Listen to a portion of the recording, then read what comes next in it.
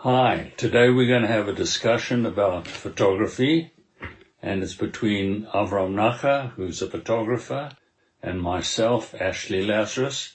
I'm a cinematographer and film director.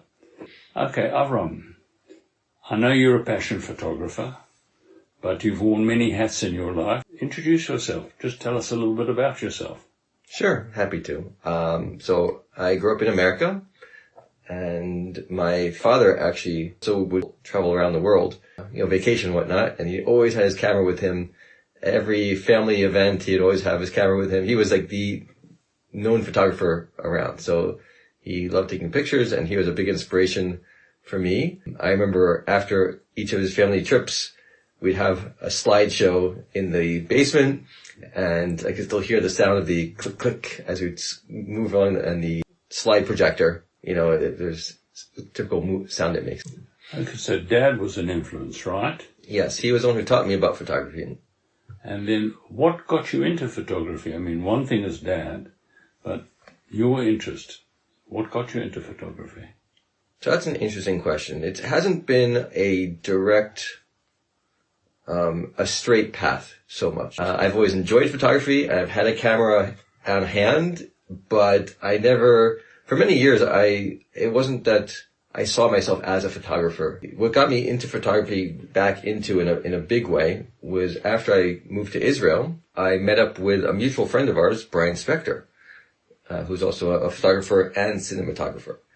And through speaking to him, and I actually would assist him in some of his jobs, it sort of rekindled my interest in photography, and I went out and bought my first professional DSLR camera. What else did you do in your life, or do you do in your life? Okay. So you say you wear many hats. What were they? So I've done calligraphy. I'm also an illustrator, a digital illustrator. I do watercolor. I've also done videography and video editing. You are a man of many hats, right? Yeah. Oh, and I was working when I was assisting you, right? I would help out with doing Photoshop, and doing also graphic design to an extent. And was a very good editor, right? Oh yes, the editing. In addition to the editing I was doing, I mentioned before, I helped with that, yes. Okay, so let's jump back in. You got an interest back into photography. Within photography, what area interests you the most? So, that's a very hard question to answer because there's so many aspects of photography that I like, but we'll try and narrow it down to two. I had an opportunity to have an exhibition of my photography. And I had to pick what did I want to show because I couldn't show everything. So I went through years, over a decade worth of photos. I reviewed hundreds, thousands of photos, trying to pick out the ones that I enjoyed the most, the ones that resonated with me the most.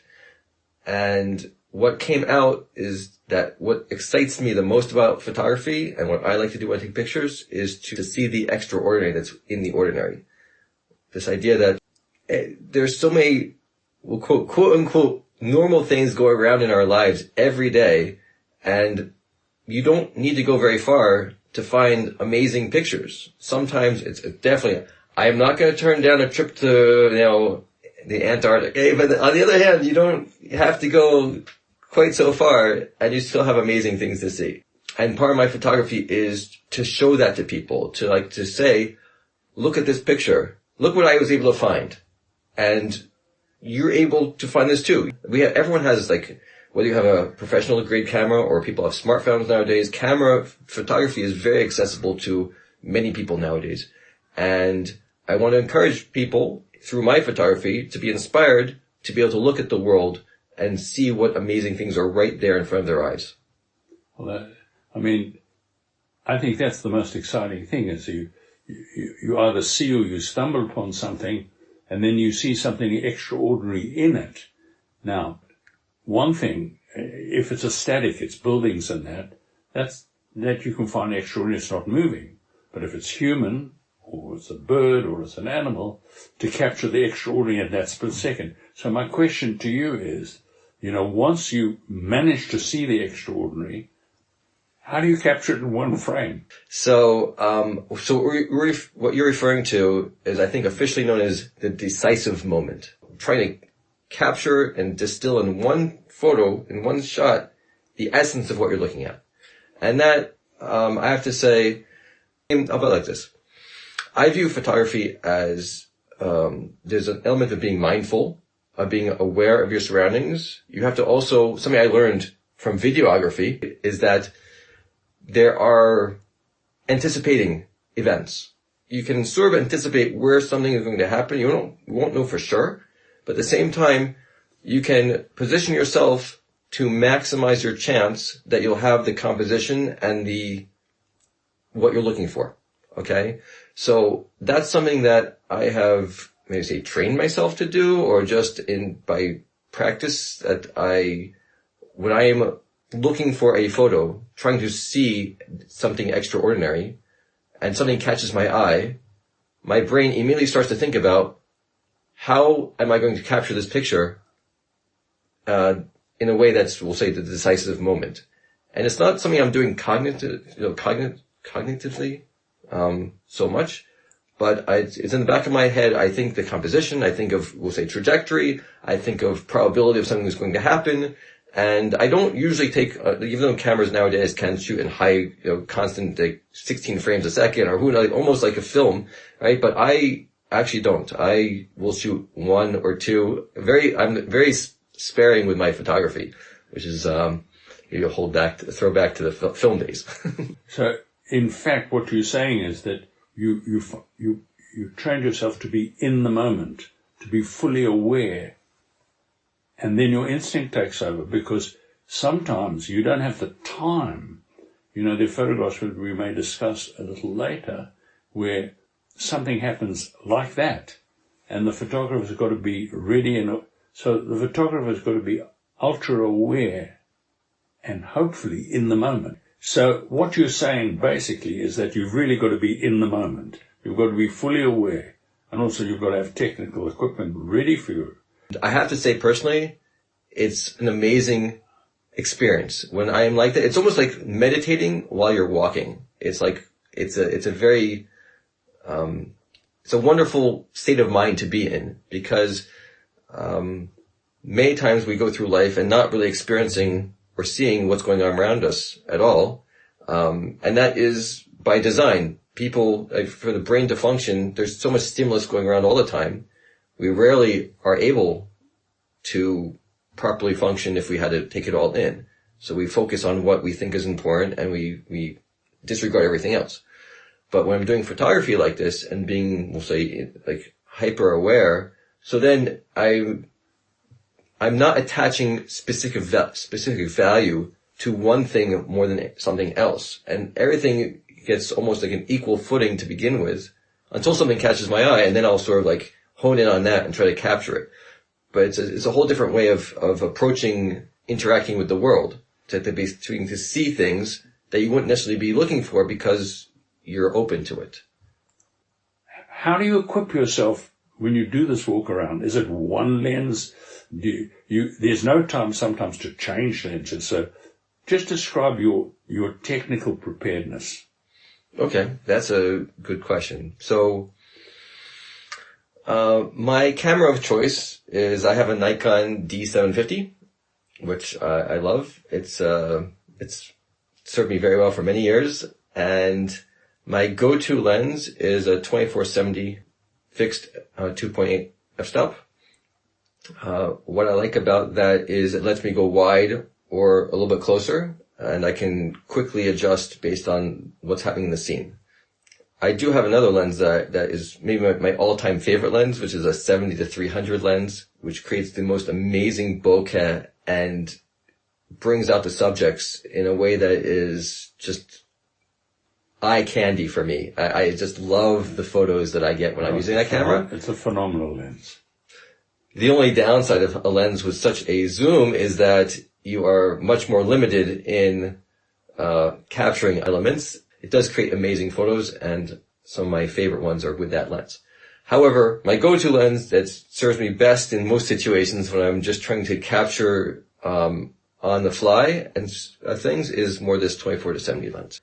I do want to say that but even though I like to use my professional grade D750, right?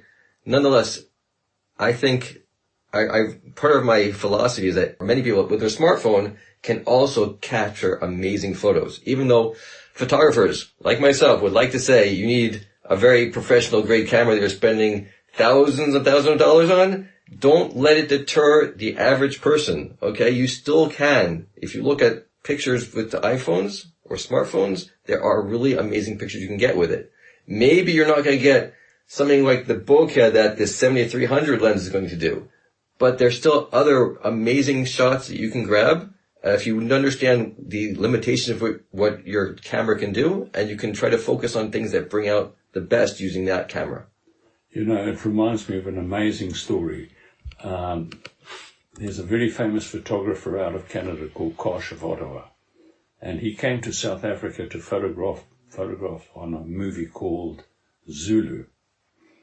And he was invited by a socialite woman, more for her sake than his, to a dinner party. And he accepted. And at the dinner party, she loudly said, Mr. Kosh, you take the most wonderful photographs. You must have the most wonderful camera. And he was a gentleman. He never said a word. But as he left, he said, Madame, the meal was magnificent. You must have the most wonderful stove. So that's your point. You know, yes, technically you can raise the bar, but the real talent is the human being behind the camera. Right. And that's what you're stressing, right? This very much idea that there's a lot of the human element of taking a photo is more important in some respects than the camera itself. There was a challenge I remember many years ago that people gave top-notch photographers a camera, like the kids' 1 megapixel camera, okay? Wow. And they said, go and take pictures with this. What can you do with it, right? And of course, they were grainy and there's other issues. Like I said before, you have to understand the limitations of the technology you're dealing with. But once you know what you have and can work with it, so then you can make the best with it. And it's the human element that you bring into your photos of what you're seeing and capturing that extraordinary element. That's something that is pure you. You can't just say it was the camera, like your story about the stove. You know? Okay. So let's go back to say you choose two areas. Choose one of those two areas. Let's start delving into what you saw, what you captured, why you captured it, what your passion for it was. So one thing that really excites me when I take photos is capturing emotion. And the decisive moment is that you have an interaction with people, you have something going on, and you, in one frame, as you were saying, you're capturing that interaction, the story between them, whatever is going on. And for me, when I'm reviewing my photos later and I see that I captured that, it just brings a tear to my eye sometimes. I'm just so happy that I was able to capture that moment, so it's not a guarantee you're going to get that photo. And so I'm always so grateful when I look back and say, wow, I nailed it. You know, I'm just happy with, you know, and so it gives me a lot of joy to get pictures like that. It needn't be between two people. It could be a person in a moment, right? Yes, it could too. Yeah, sure. I have pictures of my kids doing things and capturing, again, that decisive moment of it. And it's a real special pleasure that I was able to do. Well, one of the pictures that inspired this discussion, by the way, was a picture I saw of you. Took a picture of your daughter on rollerblades, and it really caught my eye because it's very artistic, very impressionistic, and it was an amazing picture. So you caught her in the moment, but it was a painterly picture. Now, describe how you went about that picture. So I'm in a group that's called 52 Frames. And this picture that you're referring to was one of those weekly challenges. The challenge was called Silhouette. So it could be a candid photograph, it could be a setup photograph. It just was, the brief was create a picture that is about a silhouette, correct? Yes. So how did you get that picture? So I remember at the time, my kids were really into rollerblading. And so one day, as my daughter was going to go off to go rollerblade, I asked her if she could just hold a second and if I get a picture of her. And I knew that where I was, there was some backlighting that I could use to focus, to expose for the light, which would put her in shadow. And that was I didn't really have much more thought into it besides that, except knowing that if I had her on the rollerblades in this situation, I would get a silhouette picture. So when I saw that picture, my first impression is that you shot under a bridge with the sun coming backlight on her, and she was in silhouette, and there was this sort of shape around her. Okay. But you tell me that wasn't how you did it. No, but it's hard for me to imagine, like you're saying, in a tunnel, and I don't see it that way because I know where I took it, but right, it's until you hear the background and everything, so it could be very different, you know? But this picture was literally taken, one step outside of our apartment. So, I'll show you the picture. I would never in a million years dream you took the picture there. Really? Right. So describe it. I got down low because I wanted to create this more imposing type of scene. And here I did play with the white balance. I brought up the golden element a little bit more. And also to create the silhouette, I did boost the contrast so it would put her more into darkness. But I also tilted it. I had a little bit of an angle on it. So if you see the floor, it's slightly at an angle, yeah. Which I think it's interesting.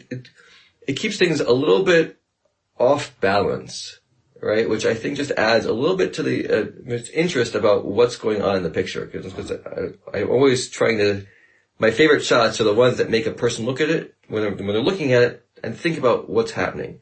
And so here, the fact that the floor isn't exactly level could give the person a pause to think about, like, well, why isn't it level? You know, like, yeah. Basically you flared out the background, put her in silhouette, and focused on her and let the background go out of focus. That was the basis of the photograph. Is that right? Yes. But with something also that only later that hit me about something that I really liked about this photo was that if you look at her coat and you look at the rollerblades, there's this repeated motif here of also half moons or half circles going on. And it creates this whole, like, unity in the piece that really ties it all together. And then we have these circles that contrast with the leading lines of the tiles and the walls and all over you. So you have a combination of lines and circles that combine together very nicely. Right. I mean, I'm truly amazed that out of like a passageway with a backlight in an apartment, you're able to see that extraordinary moment and create this picture. I mean... To be honest, Ashley, it's not like I pre-planned, okay? I had a little of an idea. There are photographers I know who are amazing at visualizing what they want to do and then making it happen. And that is not my strength. I am much more of a candid style photographer. I walk around in this, as you said, this mindful awareness of what's around me, and wait for something to catch my eye, and then I, snap away. But it's not that I'm planning so much what I saw here, but when I was in the situation and then this presented itself, I was like, that's the shot. And that was the extraordinary in the ordinary, right? Yes. Okay, there's another human shot. We'll just talk about the couple of human shots that caught my eye, which I found endearing. It was shot in Jerusalem of a man leading an old man that needed help. Obviously he was an aide. And the light post showed the Jerusalem emblem, if you bother to look at it. But the store was totally Jerusalem behind it. But the moment so how did that come about? So on Jaffa Street, we were just walking around. We had wandering around looking at what to see, take pictures of. I was staying in the right place. And again, maybe subconsciously, whatever I did, I liked the framing. And with the lamppost here. I honestly wasn't aware that it had the Jerusalem insignia at the time, but afterwards, when I was looking at my pictures later, it's like, wow, this really is an amazing photo. It came out really great. It had, they're positioned well, leading into the frame, and you have this connection how the assistant or the aide is holding the man's hand, the expressions on their face, just a lot of things just worked out really well here. And I happen to love this picture also. So, deducting from that picture, you were walking down a street and you saw them coming up the street, right? So you saw them before they got to the store, okay? So by the time they got to the store, you, in that split second, were able to lift your camera and click at that right moment. Is that what happened? Sometimes, yes, I have to quickly lift up my camera and aim and shoot and hope that the settings on it are reasonable to take a good shot. But in this case, I think I had a few moments to prepare ahead of time. So you were framed on the store waiting for them to enter. It was a while back, but I could imagine I did that. I do sometimes operate that way, and this could have been one of those situations because they weren't moving so fast. I find it a very sensitive picture. Okay, the last of that exhibition, one other picture that caught my eye, and it's a combination of color, but a most cute moment. It's a picture of a dog in somebody's pocket or a bag or something. Talk about that picture. So this picture was taken in New York City. I think we were going to go to the Intrepid that day or something. And as we were walking around, of course, going to see the Intrepid and this, I made sure I brought with me my favorite camera, my camera with my favorite lens. And as we were walking, I saw this cute little dog in the distance in this lady's jumper. And it was so unusual. And I said, I have to get a picture of this.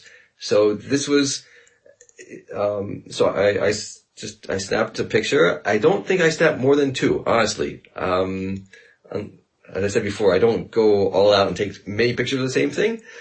But, it came out really amazing the way the dog is looking and the color. It really brings your attention there. The bokeh, again, this is that 70-300 lens, does an amazing job with that. And I just love, for me, what this picture was one of the ones in my exhibition, as you said. And one of the reasons I chose it was because the message here is this idea of this camaraderie and friendship, which I guess we could also say ties into the previous picture with the assistant, the aide and that man, and just this connection between people. But here we have a dog. And I said before, it's very unusual to see a dog riding in someone's pocket, right? But we see here that this dog is so familiar and comfortable with this person that this is their way of interacting. And it just shows closeness and love in a way. And so for me, that was the underlying message behind this picture. Besides the extraordinary and the ordinary of the shot itself, the story behind it for me spoke so much to me. And that's one of the reasons I chose it to be in my exhibition. Right. And it stands out. The humanity of the moment stands out. You don't see the person, but the pocketbook says everything, or the pocket says everything. And the little dog, cutely, for dog lovers especially. Okay, let's jump to the other area, which I found really fascinating with you, because it's not an area that a lot of photographers spend a lot of time on. A lot do, but, you've got landscape photography, you've got animal photography, you've got candid people photography like you just described. But I notice that you look at places or scenes or objects and see in them the extraordinary. This is an unusual area of photography. Describe that to me and why you're passionate about it. What excites me so much about photography is being able to engage the viewer and help them to see the world in a different way, a way they may not have seen it before. And one of the types of subjects that I love taking photographs of involves reflections and geometry and patterns. Because photographs that involve those elements are usually a little bit complicated and take the viewer a little bit of time to digest and process what they're looking at. And what I want to do with my photography is to encourage them to take that time to look at the photo, and in that sense, look at the world in a different way. To say, wow, what am I looking at here? What's going on? And to appreciate the extraordinary in a normal scene. Of course, I'm composing the scene in a way that makes it a little bit more complicated to look at. Right. But it's something that they could see themselves too. I'm just standing in a certain way that maybe there's a window that's reflecting something from the background, so you're seeing both at the same time, or I'm getting a little focused in an area where you're seeing more the subject in a more abstract way to see the geometry of it more than the actual subject itself. But both of these are just ways of cueing in the viewer to look at the world a different way. So you'll be walking around and you'll see something, and it's perhaps architecture, it's a building, a street, or whatever it is, and you'll see something in it, you'll photograph it, and you hope the audience will understand or perhaps interpret what you see in their photo. Give me an example. Well, I don't want to say I hope they're going to see what I'm seeing in it. I hope everyone sees their own thing in it. Okay. Very good. But here's an example of a picture that I really loved, that I happened to be going to an airport to do it was a time of Corona times, and so you had to go to get testing beforehand to make sure you go fly. And so while I was there in the parking lot, I happened to see the airport from a perspective that I wasn't so used to seeing it. And it just struck my eye as a very interesting composition to take a picture. But the idea is that I was really fascinated by not only the geometry, there's a whole grid system going on here, the way the windows are laid out, which is very rigid and solid. But through the picture, bisecting it, is this escalator and the different levels of the airport.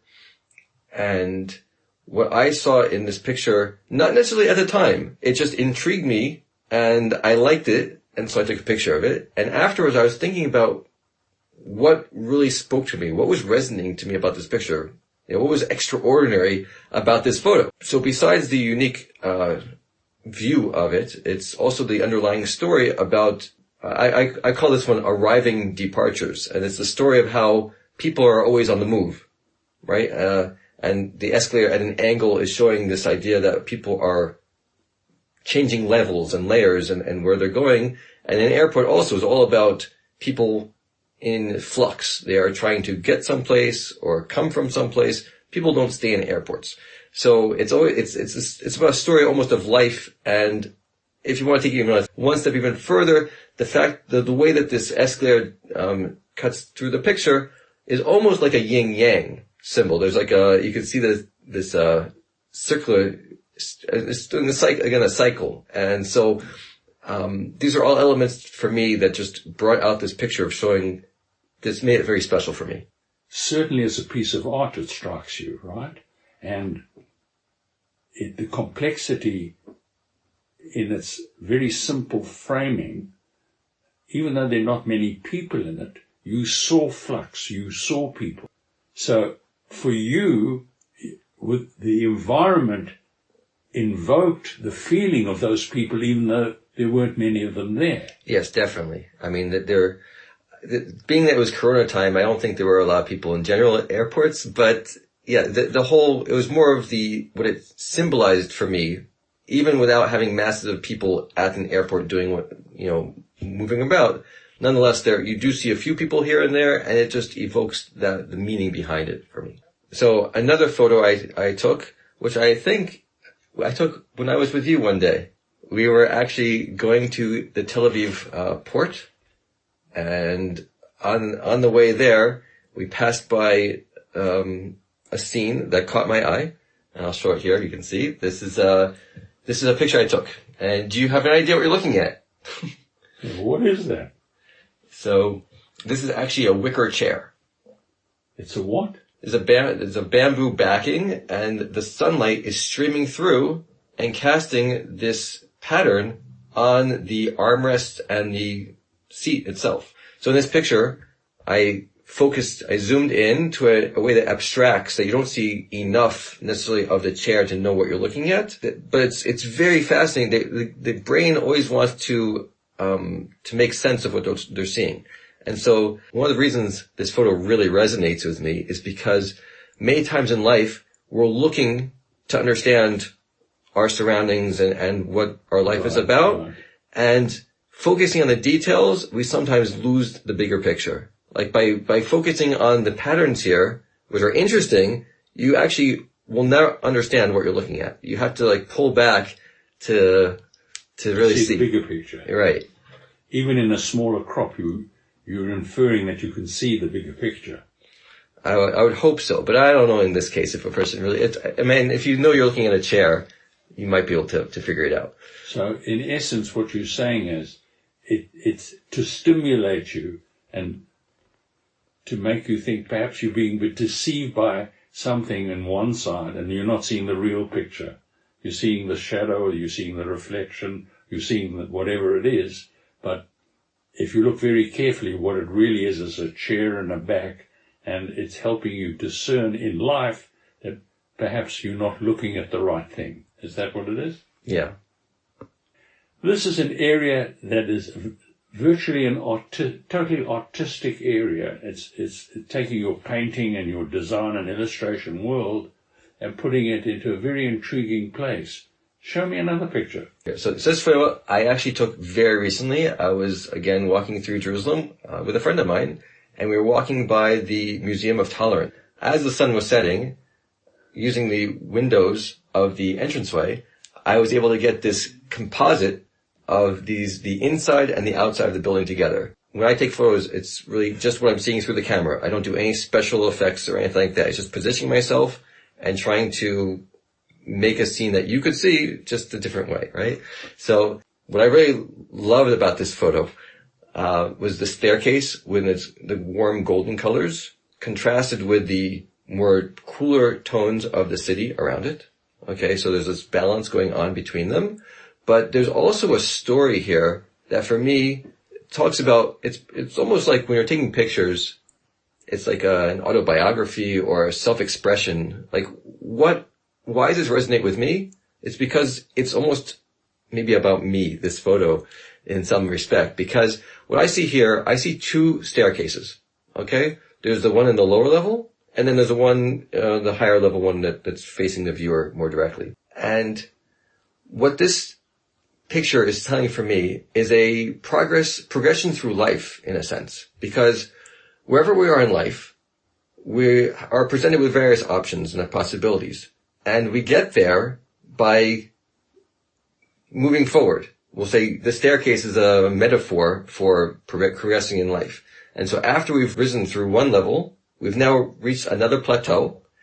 And through searching, you can find the staircase that's going to bring you up to the next level, right? Where the one staircase ends, it's over on the left side, and you have to come and find your way to the next staircase over here. And if you look at this picture as well, the level that you're on, you can see the cityscape, but what's on top of the next level? What's on top of that staircase over there? You can't see it, because when we're in life, our journey in life, you will never know what's waiting for you until you get there, right? And it's for me, the message, the story of life. So, this is a picture about, growth and development and pushing forward. So, if I could sum up what I'm hearing from you, you look at a space, staircase, windows of an airport, and it begins to talk to you about life. It's saying to you, within this, there is a story that's telling you, if you can look at it and interpret it that way, it's giving you a window into life, these photographs. And so your windows into life, which is what this series will be, for me, this is very artistic, very interpretive. And so and it's very personalized.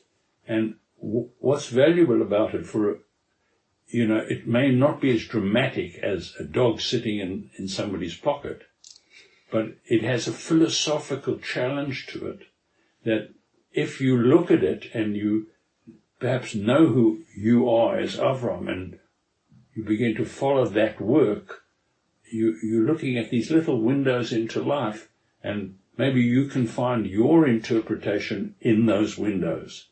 Is that something that you would hope for? Yeah, I mean, one of the most amazing things that happened for me when I had my photography exhibition was I had to go through thousands and thousands of photographs, of my photographs, to think about what I wanted to show. And as I looked at them, I gained a much better appreciation about who I am as a person. Because, as you're saying, you're looking at the photos, and why am I choosing these photos over other ones? And I had to come up with ideas that made it meaningful for me to justify why am I choosing this one over another one. It's not random pictures, how I chose it. So it really showed me a lot about myself, about what I like about photography, what about how my approach to life is in general. And it was like meeting myself for the first time. It was really special. Well, Avraham, this has been a delightful conversation. On the one side, I could look at how you see human beings and capture those human moments. On the other side, you look at ordinary objects that people would walk by, and you see in them a window of life. And that's a rare combination. So thank you for the conversation. My pleasure. Just to tell you, out of this conversation came a thought. And Avraham and I have discussed that he's going to interview other photographers, and he's going to call his podcast Seeing the Extraordinary in the Ordinary. And based on this interview, I think the photographers he chooses, the subjects he chooses, is going to make a very interesting journey into allowing us to understand how different photographers see different things, especially extraordinary things, in ordinary things. Thank you.